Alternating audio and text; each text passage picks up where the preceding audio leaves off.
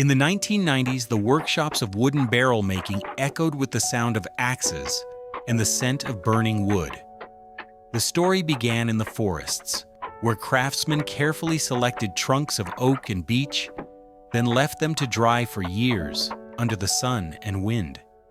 For natural drying was the secret behind every strong barrel. Inside the workshop, the trunks were cut into long staves that came together like pieces of a puzzle designed to fit perfectly. Then came the moment of fire and water. The staves were slowly heated, then sprinkled with water, bending and shaping gradually until they took on the barrel's distinctive curve. After that, iron hoops were hammered around it, tightening the wood into one solid body before being tested with water to ensure it was perfectly sealed.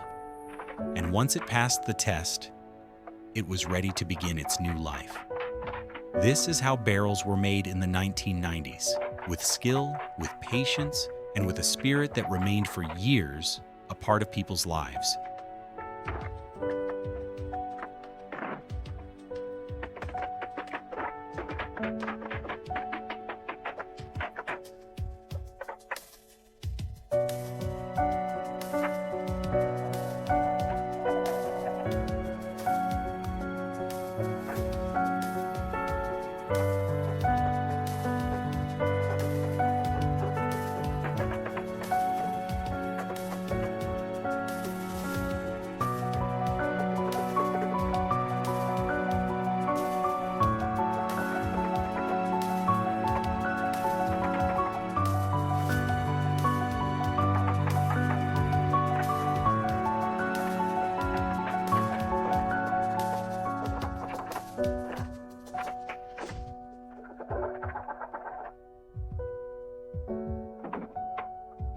In the end, if you enjoyed this video, don't forget to subscribe to the channel and activate the notification bell.